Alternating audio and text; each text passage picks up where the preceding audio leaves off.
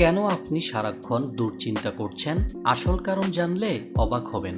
দেখুন, আপনার হাতের মোবাইলটা আপনার কেরিয়ার বা আপনার জীবন সবকিছুই তো হয়তো ঠিকঠাক আছে, কিন্তু তারপরেও কেন রাতে ঘুম আসে না?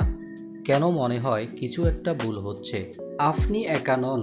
এখনকার আমাদের প্রজন্মের অধিকাংশ মানুষই এই অকারণে টেনশন বা ওভার থিঙ্কিংয়ের শিকার। চলুন আজ সহজভাবে বুঝি এই টেনশনের আসল কারণ কি আর উপায় বা কি। টেনশনের আসল কারণ, সবচেয়ে বড় কারণ হলো আমরা নিজের জীবনের সাথে অন্যদের জীবনের তুলনা করি। ফেসবুকে বা ইউটিউবে যখনই কারো সাফল্যের ছবি দেখি, মনে হয় ইস, ও তো আমার চেয়ে ভালো আছে। কিন্তু আমরা ভুলে যাই যে সোশ্যাল মিডিয়ায় মানুষ শুধু তাদের আনন্দের মুহূর্তগুলো দেখায়, পেছনের কষ্টগুলো না। এছাড়া সবসময় ইন্টারনেটের ঝামেলার মধ্যে থাকা আর ভবিষ্যতের অনিশ্চিত চিন্তাও আমাদের মস্তিষ্ককে শান্ত থাকতে দেয় না। নিশ্চয় আপনি ভাবছেন এখন কি করবেন?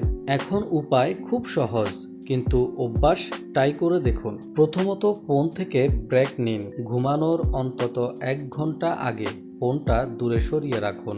সারাদিন স্ক্রিনের আলোয় চোখ আর মস্তিষ্ক দুটি ক্লান্ত হয়ে পড়েছে। দ্বিতীয়ত, তুলনা করা বন্ধ করুন।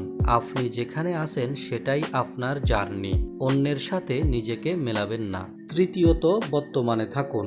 যখনই টেনশন বেশি হবে, একটু গভীর শ্বাস নিন এবং চারপাশের 3টি জিনিসের দিকে মনোযোগ দিন। এটা আপনার মাথাকে টেনশন থেকে সরিয়ে বর্তমানে নিয়ে আসবে।